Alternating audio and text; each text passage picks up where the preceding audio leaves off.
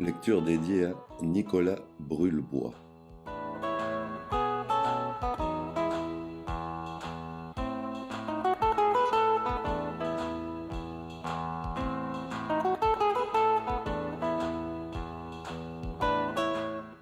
Francis Bébé, Le ministre et le griot, roman, édition Sépia, 1992.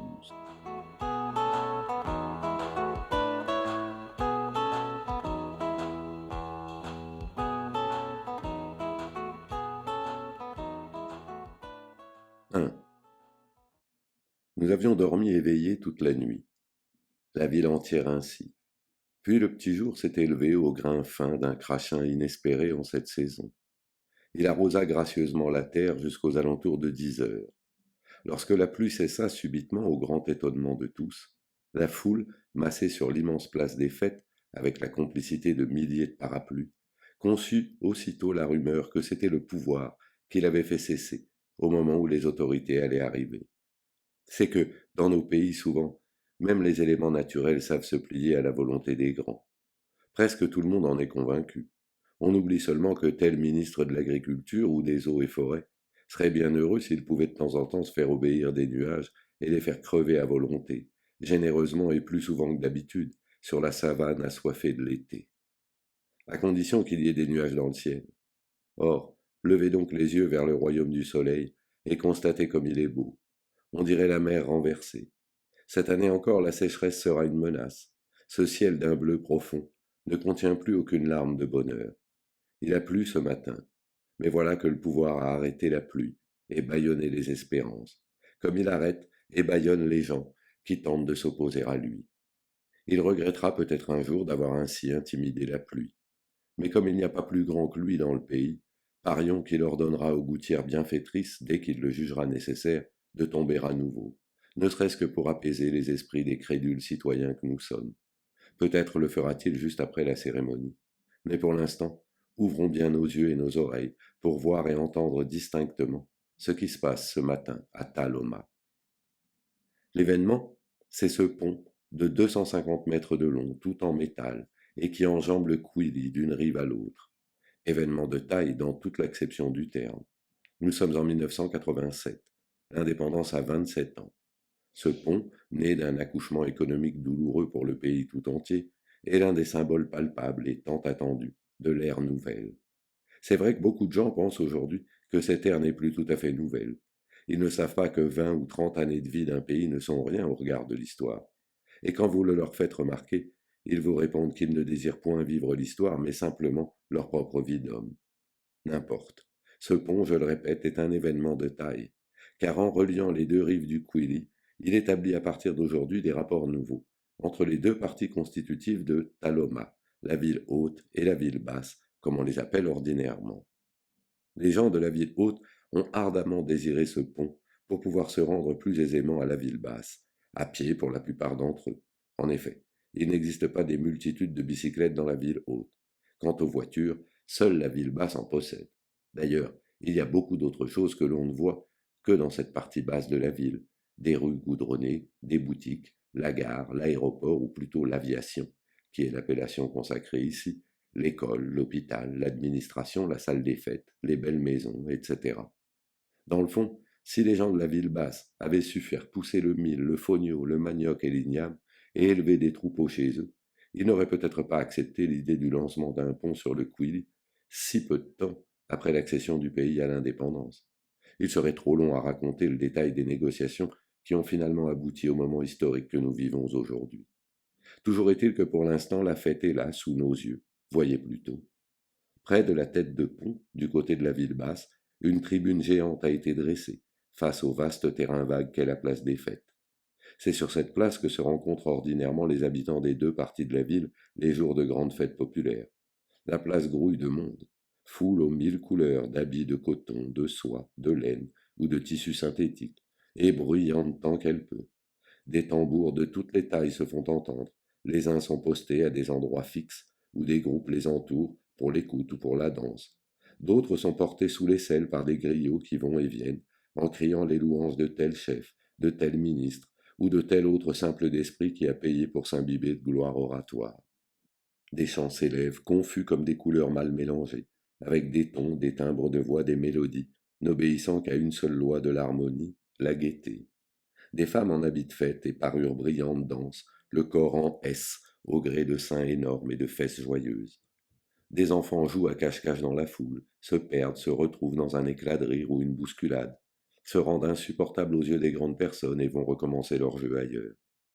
Bientôt le sol, que la pluie avait d'abord arrosé, retrouve son équilibre de poussière rouge sans grande discrétion, qui monte peu à peu, salissant progressivement le blanc des gandouras, des chemises, des robes et des turbans. Ici et là, des chefs traditionnels escortés de notables et de musiciens attitrés passent majestueusement et vont s'installer à la tribune d'honneur. Plus loin, les enfants des écoles de la région mettent au point le chant, qui saluera le président tout à l'heure, tandis que les clairons de la garde nationale n'en finissent pas d'astiquer leurs instruments. Dire qu'ils jouent si faux d'habitude. Pourquoi diantre s'obstine-t-il à broyer des airs de chasse laissés là par le colonisateur, comme si personne en Afrique noire ne savait composer de nouvelles musiques pour clics et autres fanfares? Mais voici qu'arrive sur la place Kitibanga, le roi de la forêt, ainsi qu'on l'appelle toujours. Ce n'est pas le vrai Kitibanga. Vous savez bien que le vrai, celui-là qui passait ses journées à la chasse, celui-là dont l'arc et les saguets restent célèbres dans les chansons, celui-là qui est le véritable fondateur du pays du Kessé-Boubou, bien avant l'arrivée au pouvoir de tous ces bourgeois instruits à l'école des Blancs, ne manque presque-t-on jamais d'ajouter. Vous savez que le vrai Kitibanga n'a pas été vu par un humain depuis plusieurs dizaines d'années. On raconte qu'un jour il disparut, mais que personne ne sait comment il a bien fini sa vie. Alors, comme on est sûr qu'il était plus fort que la mort, personne ne veut croire qu'il ait pu mourir. Et pour s'en convaincre, les hommes du pays de Kessé-Boubou le réinventent à l'occasion de toute fête ou grande réunion. C'est le cas aujourd'hui. Voyez donc comment Kitibanga arrive sur la place, précédé de musiciens qui chantent ses louanges, tout comme autrefois du temps de son vivant. C'est vrai qu'il n'est pas mort. On l'installe à un endroit de la tribune officielle d'où personne ne pourra le déloger, même si la suite du président de la République se trouve être plus nombreuse que prévu. Soudain, on entend la musique militaire. Les trompettes et les clairons soigneusement astiqués brillent encore davantage au soleil, comme si le fait de jouer les avait embellis par magie. Ils jouent en scandant les 4 temps de chaque mesure. 1, 2, 3, 4. Le président descend de sa voiture, une Rolls-Royce noire, que l'ambassadeur de la Corée du Nord lui a offerte voici 3 ans, de la part de son pays. Elle est encore très belle, mais d'aucuns commencent à dire, avec la prudence d'audibles chuchotements, qu'un président ne devrait pas garder la même Rolls-Royce 3 années de suite, fût-elle aussi belle que celle-ci, et qu'un autre ambassadeur devrait vite penser à lui en offrir une nouvelle. Les gens du Kessé-Bougou se croient plus fins diplomates que leur président. C'est à peine s'ils ne vont pas parfois jusqu'à décrire la Rolls-Royce que tel autre ambassadeur va sans doute un jour offrir au chef de l'État. On peut en effet se demander à quoi serviraient les ambassadeurs des pays étrangers s'ils oubliaient constamment d'acheter de belles voitures pour le président de la très paisible République du Kessé-Bougou. Enfin, voici toutes les personnalités installées à la tribune officielle. Silence. On écoute l'hymne national, tandis que jusqu'à ce moment-là, un nuage blanchâtre obscurcit légèrement le soleil. Puis, c'est l'heure des discours officiels. Quelques orateurs de haut rang s'adressent à la foule silencieuse. Puis le président lui-même prend la parole. Mes chers compatriotes, c'est un jour de grande joie pour notre pays. Il toussote 2 fois, puis il ajoute: ce pont sur le Couilly est comme un sceau d'union posé sur les 2 plis de notre nation, afin de les unir à jamais. Combien de gens dans la foule comprennent qu'il ne s'agit pas d'un seau d'eau? Combien ne sont-ils pas qui imaginent que le président parle d'un saut vers l'union, lequel est d'ailleurs symbolisé par ce pont qui saute littéralement d'une rive à l'autre? Le discours du président continue. Je vous invite à vous réjouir avec moi, comme toujours nous savons le faire, dans la joie ou la tristesse pour le meilleur et le pire. Vive la très paisible République du Kessé-Bougou. Vive l'unité nationale. Vive la fraternité. Un tonnerre d'applaudissements salue ces derniers mots. Le peuple vibre à ce genre de discours, où tout est dit en un rien de temps. Immédiatement après l'allocution du président, qui, remarquez-le bien, n'a duré qu'une petite heure, au lieu des 4 régulièrement infligés à leur population par les chefs de certains pays voisins, on entend 12 coups de canon. Qu'est-ce que c'est demande un petit garçon visiblement terrorisé. C'est pour couper le cordon, lui répond son père. Quel cordon? Eh bien, le cordon, quoi. Tu sais, le cordon pour laisser passer le président d'abord, et après le président, tout le monde pourra passer sur le pont. Cet homme lit chaque jour l'unique journal imprimé dans le pays. ce qui lui permet de suivre le déroulement de la cérémonie. Mais le petit garçon n'en reste pas moins rêveur à l'explication qu'il vient de recevoir. 12 coups de canon pour couper un cordon. En quelle matière peut-il donc être ce cordon? Il se contentera de rêver, car il sait bien qu'il ne faut pas poser trop de questions à son père. Plus tard, quand il sera grand, il comprendra tout, de lui-même. Quand la fête est belle, elle doit continuer. Et longtemps après le départ des personnalités, elle continuera. Dans le brouhaha, les musiques enchevêtrées, les cris de toutes sortes, il faudra entendre en réalité la réponse de tout un peuple au beau discours de tout à l'heure. À présent, les langues se délient, plus longues les unes que les autres, car chacun sait qu'en plein air les murs n'ont point d'oreilles. Tu as vu Demba Diabaté, le griot? Non, Dédé, le Premier ministre. Tu as vu comment il était habillé? À l'européenne. Tout à fait à l'européenne. Tu as bien vu, hein? Après ça, les gens viendront te mentir que le président oblige ses ministres à s'habiller toujours à l'africaine. C'est un bon président. C'est un bon président parce qu'il n'oblige personne à s'habiller à l'africaine. On s'habille comme on veut. Je dis que c'est un bon président. Il y a des gens comme ça dans certains pays qui te disent tu es africain, alors habille-toi exclusivement à l'africaine. Je te demande, tu as bien vu Dédé? Oui. Mais le président, lui, il avait un beau costume africain. Parce que le président, lui, donne l'exemple.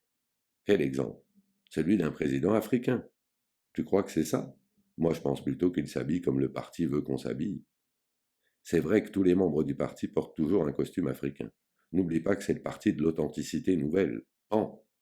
Mais ça veut dire que Dédé n'est pas membre du parti. Hein? Dédé, le Premier ministre? Ah, écoute, toi aussi.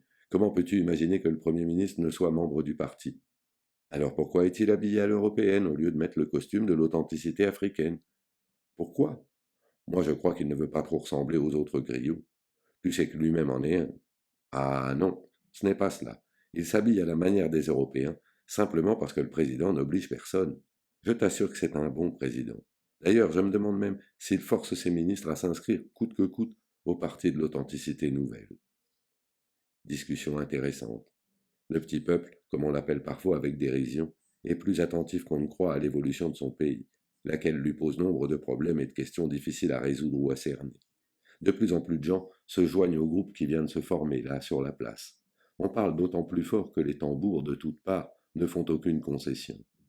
Un homme qui vient d'arriver et qui n'a pas suivi la conversation depuis le début intervient de façon plutôt inattendue. L'authenticité est la même, c'est quoi? L'indignation des uns, les éclats de rire des autres ne lui donnent pas de réponse satisfaisante. Répondez-moi donc au lieu de ricaner ou de vous taire comme ça, insiste l'homme. Bon, lui dit quelqu'un du fond, d'une bouchée rouge de noix de cola qu'il rumine depuis plus d'une heure. L'authenticité, c'est comme ça. Tu es noir, tu restes seulement noir. Tu ne vas pas faire le blanc pour devenir blanc. Tu restes seulement noir comme le bon Dieu t'a créé. C'est ça l'authenticité. Comme le président, quoi. C'est l'habillement? Oui. Alors, si je m'habille comme vous me voyez, cela veut dire que je ne suis plus un noir comme vous qui portez des habits africains. C'est ça. Ah, pardon, je ne t'ai pas parlé de toi. Mais moi aussi, je veux être authentique. Alors fais comme le président. Habille-toi à l'africaine. C'est le seul moyen de montrer ton authenticité. Tu as peut-être raison, mon frère. Mais ce que tu oublies, c'est que même le président, notre président qui règne sur nous, là, lui non plus, ne sait pas ce que c'est, l'authenticité africaine. Attention, attention, mon frère. Ce n'est pas bon de dire cela. Ce n'est pas bon du tout, gare à toi. Mon frère, tu n'es pas sur la bonne voie. Et d'abord, pourquoi dis-tu que le président ne sait pas ce qu'est l'authenticité africaine? Tu oublies que c'est lui qui a fondé le parti de l'authenticité nouvelle, et sans ce parti, est-ce que toi tu serais debout ici à dire toutes les bêtises qui te sortent de la bouche? Je t'interdis de m'injurier. Mais moi, je t'interdis d'injurier le président. Je n'injurie pas le président. Je dis seulement qu'il ne suffit pas de s'habiller à l'africaine pour montrer ce qu'on sait ce que c'est que l'authenticité africaine. Après tout, le costume soi-disant africain du président, ce costume, est-ce qu'il a été fait avec une étoffe africaine? Est-ce que c'est une machine à coudre africaine qui l'a cousu? Est-ce que... Non, mais qui es-tu, toi, pour poser de telles questions sur le président? Tu sais que ça peut te coûter cher. S'il y avait un membre du parti ici, tu sais que tu pourrais aller en prison. Eh, attends, ne te sauve pas, viens, discutons encore un peu. Que quelqu'un d'important entende ce que tu dis, tu vas voir. Ne te sauve pas, sale poltron. L'outrecuidant citoyen est déjà loin. Il se dépêche de se noyer dans la foule. Chacun sait qu'il a raison. On ne discute pas de ces choses-là. L'authenticité est une notion sacrée. Tout homme qui se hasarde à en parler avec maladresse peut être sévèrement puni. Mais, bon Dieu, pourquoi Demba Diabaté, le Premier ministre, Ne suit-il pas l'exemple du président de la République? Il y a là un mystère que plusieurs soleils d'été ne réussiront peut-être jamais à éclaircir. Alors tant pis, et vive la fête pour un pont neuf, concret symbole de l'unité nationale enfin et définitivement établie. Désormais, la ville haute et la ville basse n'en forment plus qu'une seule, véritablement.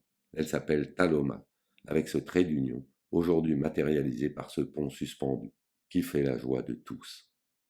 Taloma, la capitale de la très paisible République du Kessé-Bougou, avait été jusque-là constituée par l'ensemble de deux agglomérations, l'une en haut travailleuse et pauvre à la fois, l'autre en bas plutôt aisée, pour ne pas dire riche, tant il est vrai que ce mot faisait peur à tout le monde dans le pays. Un fleuve, le Kouili, séparait les deux parties. Il était une importante source de revenus pour les passeurs au moment des crues de l'hivernage. Mais quand arrivait la sécheresse, tous les paysans de la ville haute pouvaient sans difficulté passer à gué pour emmener au grand marché de l'autre côté du fleuve leurs produits à vendre, lesquels provenaient aussi bien des travaux des champs que de l'élevage.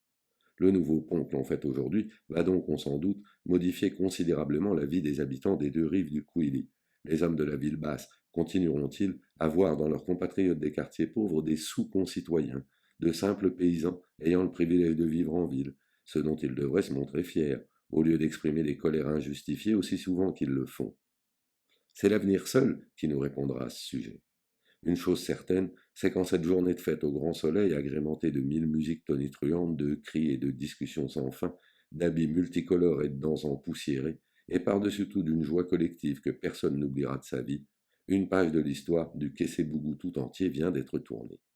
Que l'on considère ce pont comme la main tendue à nos concitoyens de l'autre côté du fleuve, ou bien comme l'expression même du développement de notre pays en marche, ou bien encore comme un instrument indispensable à la vie économique de notre pays, que l'on se montre critique en reconnaissant que la construction du pont aurait dû préoccuper plus tôt ces intellectuels bourgeois qui sont au pouvoir et qui, des années et des années durant, n'ont pas une seule fois oublié d'investir l'argent des contribuables dans des affaires commerciales pour leur intérêt à eux seuls, que l'on s'étonne que ce pont suspendu ne comporte qu'une seule voie pour le passage des voitures et que les piétons disposent à peine d'1,5 m de largeur de piste, que l'on réfute l'argument d'un budget trop petit pour permettre la construction d'un monument davantage conforme aux vraies exigences des usagers, que, plus naïvement, on se contente d'admirer la véritable œuvre d'art dont se part maintenant le paysage ensoleillé de la ville en fête, que l'on aille jusqu'à prédire l'avenir, optimiste ou non. Il est certain que la vie de Taloma et de toute la très paisible République du Kessé-Bougou ne sera plus désormais ce qu'elle a été jusqu'ici. Un pont neuf est presque toujours une sorte d'avertissement que les jours à venir seront différents de tous ceux qui ont précédé. Il marque le début de rapports nouveaux entre l'homme et la vie. Voyez donc celui de Taloma, qui dresse sa silhouette en arc de cercle au-dessus de la rivière pauvre en eau en cette période de grande saison sèche. C'est lui qui va donner aux hommes, pour ainsi dire, un nouveau pouvoir, celui d'enjamber le cours d'eau par tous les temps et sans difficulté. Voyez donc comme il est fier des possibilités qu'il va offrir. Je suis sûr que s'il pouvait marcher, oh, pas pour aller très loin, s'il pouvait n'esquisser que quelques pas, deux ou trois, il en profiterait pour se pavaner à sa manière, à la manière d'un pont marchand. Ne souriez pas, regardez-le plutôt, et gonflez-vous d'orgueil qu'il soit là, désormais, prêt à participer à la vie quotidienne de toute une ville, de tout un pays, de tout un peuple. Voyez-le, sans bouger de sa place, il est à lui seul tout un spectacle. Voyez-le, admirez ce pont nôtre, grâce auquel les habitants de Taloma, de moins en moins au contact de l'eau du fleuve, oublieront peut-être enfin un jour, progrès oblige, toutes ces légendes primitives tissées et abandonnées sur les rives du Kouili par des peuplades analphabètes et sans culture. Pour ces peuplades, l'alternance des saisons sèches et pluvieuses était due à un crocodile séculaire qui vivait dans le fleuve. Dans les temps anciens, si anciens que la mémoire ne savait plus guère les situer dans le temps, c'était ce crocodile qui aidait les hommes à traverser le fleuve. Il intervenait volontiers par temps de cure, et l'on n'a jamais entendu dire que ce passeur bénévole ait fait le moindre mal à ceux qui s'installaient sur son dos pour une traversée. C'est que le crocodile avait conclu un pacte avec les riverains du Kouili. Chaque fois qu'il nageait pour transporter sur son dos un ou deux passagers, il avait le droit de boire une certaine quantité d'eau. En revanche, il lui était formellement interdit de jamais se présenter sous ses traits de crocodile. Les hommes ne voulaient le voir que sous la forme d'un tronc d'arbre, sachant nager avec précision d'une rive à l'autre. Pendant des siècles, ce pacte fut scrupuleusement respecté. Le crocodile buvait progressivement l'eau du fleuve qu'il emmagasinait dans son ventre pendant toute la journée. Puis, une fois la nuit venue, il allait cracher cette eau dans la mer lointaine. Le processus recommençait le lendemain de la même façon. Évidemment, à force de boire ainsi l'eau du fleuve, notre saurien finissait par l'épuiser, ou tout au moins par en rendre le niveau si bas que les hommes pouvaient passer à gué. Alors l'animal, reprenant sa forme et son aspect naturel, allait se réfugier dans la mer. Là-bas, il attendait patiemment le retour de la saison des pluies, qui provoquerait une nouvelle crue. Dès le début de celle-ci, le crocodile, redevenu tronc d'arbre, retournait du côté de Taloma pour rendre service aux hommes. Cela dura des siècles, puis peu à peu le gros reptile porta sur son dos non plus un ou deux passagers, mais toute une pirogue chargée d'hommes, de femmes, d'enfants, de bestiaux et de produits de la récolte. Aujourd'hui, le pont tout neuf donne au paysage de cette partie de la ville une allure de carte postale que nul n'aurait imaginé naguère. À cette heure du soleil couchant, il dresse sa splendeur de pièces métalliques assemblées et peintes en noir dans le décor naturel vert clair des deux rives. Et déjà l'on se prend à penser qu'il a toujours fait partie de ce décor, qu'il n'aurait jamais dû refuser d'en faire partie même avant sa construction. L'esprit et le rêve disposent d'une imagination sans la moindre logique. Et pourtant personne à Taloma, personne au Quai-Bougou, n'a encore eu le temps d'oublier les inénarrables péripéties de l'installation de cet ouvrage d'art.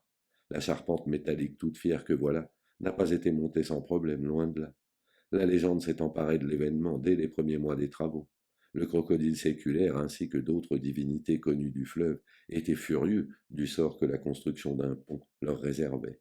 À eux tous, qui avaient jusque-là vécu près des hommes suivant des accords ancestraux, comme par exemple le fameux pacte conclu avec un certain tronc de bois passeur. Qu'allaient devenir les habitants du fleuve, invisibles et cependant très puissants, dès que les hommes n'auraient plus besoin d'eux dans leur vie quotidienne? Lorsque la nouvelle de la construction du pont fut connue des vieillards de la ville haute, ceux-ci rappelèrent, non sans une prudence tout à fait compréhensible, que les divinités, les esprits et autres crocodiles de bonne composition ne pardonneraient jamais aux hommes de leur avoir manqué de respect un seul instant. Naturellement, dans ce pays habité par des jeunes démocrates découvrant la science et la technologie en milieu tropical et prônant sans réserve les bienfaits de la civilisation, personne, dans les bureaux de Taloma, n'allait écouter ces hommes d'un autre temps, analphabètes de surcroît, qui ne savaient pas que la science était infiniment plus puissante que toutes les divinités réunies. Un jour donc, des ingénieurs blancs et noirs étaient venus avec leur science et leur technologie emmagasinée dans des camions lourdement chargés, et sans autre forme de procès, avaient commencé les travaux, aidés par des ouvriers noirs. En quelques mois, ils construisirent une première tête de pont, sans que l'on notât quoi que ce fût de particulier. Le socle en béton armé avait l'air de tenir comme il fallait. Le résultat était même si satisfaisant que certains jeunes gens de la ville devinrent absolument convaincus que les dirigeants du pays, hommes dynamiques du présent, savaient mieux que les anciens comment il fallait envisager l'avenir de tous. Les vieux n'avaient plus qu'à se taire, ce qu'ils firent avec d'autant plus de sagesse que des menaces à leur encontre, proférées plus ou moins ouvertement par les autorités, ne les laissaient point indifférents. Cependant, par la suite, ingénieurs et ouvriers allaient connaître bien des difficultés dont il serait peu aisé de parler en détail. En effet, à un moment donné, les divinités de l'eau, irritées que l'on vint sans dûment avertir installer un pont sur le Couilly, décidèrent de passer à l'offensive. Dès lors, des travaux effectués un jour disparaissaient le lendemain sans laisser la moindre trace. Ce fait pour le moins intrigant fut aussitôt connu des autorités qui convoquèrent sans tarder les vieillards de la ville haute. On les menaça de prison si ces manœuvres de sabotage ne cessaient pas immédiatement. Les vieux eurent beau protester, affirmant qu'ils n'étaient pour rien dans cette affaire, ils n'en gagnèrent pas moins la prison lorsqu'environ 10 jours après la première menace, ils avaient été tenus pour responsables de nouveaux actes de sabotage.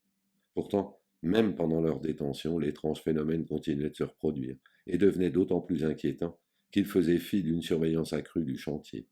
Rien ne permettait plus de mettre en cause l'intervention d'êtres humains chaque fois que des travaux exécutés un jour disparaissaient comme par enchantement le lendemain. Les politiciens durent par conséquent réviser leur attitude, et les vieux jetés en prison quelque temps auparavant furent relaxés. La légende du Pont Neuf continue. Une fois sortis de prison, les vieux réitérèrent publiquement l'avertissement qu'ils avaient osé faire quelques mois auparavant, précisant solennellement que c'étaient les divinités de l'eau qui, fâchées de n'avoir pas été consultées ni dédommagées d'aucune manière, causaient tous ces problèmes aux hommes afin de punir leur inqualifiable effronterie. Vous n'êtes pas sans savoir que les divinités en colère sont intraitables. On finit ainsi par penser sérieusement, en haut lieu, qu'il fallait effectivement dédommager les invisibles maîtres du fleuve et leur demander, en bonne et due forme, l'autorisation de faire passer un pont sur le Couilly. Une grande fête fut donc organisée à laquelle assistèrent bien entendu les divinités à l'invisibilité toujours parfaitement préservée, et à la suite de laquelle celle-ci, enfin apaisée, consentirent à laisser construire le pont. On raconte que les ingénieurs blancs refusèrent comme un seul homme d'assister à cette fête, disant que tout cela était un tissu de niaiserie auquel il ne fallait pas croire. Comme suite, le gouvernement avait dû faire appel à d'autres ingénieurs européens, mais de toute façon, on savait bien que désormais, c'étaient les esprits de l'eau eux-mêmes qui allaient se charger de mener à bien les travaux de ce peu ordinaire chantier.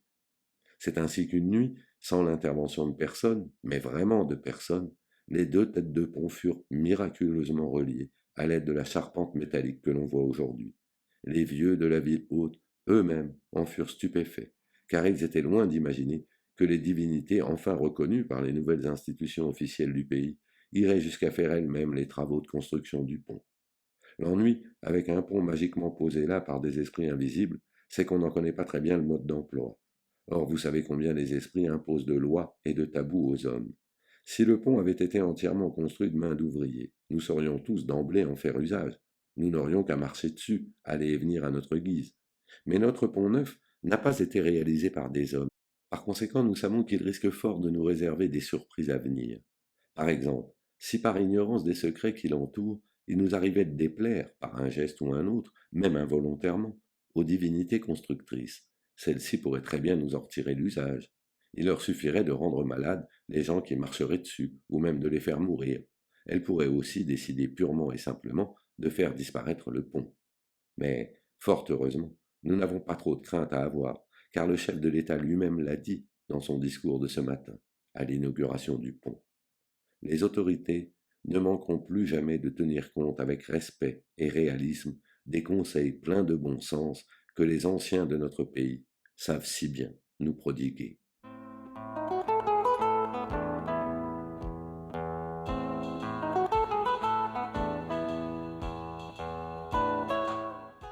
Lecture Grégory Proch. Francis Bébé, Django Préface. 7 juin 2026. Retrouvez cette lecture et 418 autres sur la chaîne YouTube Grégory Proch.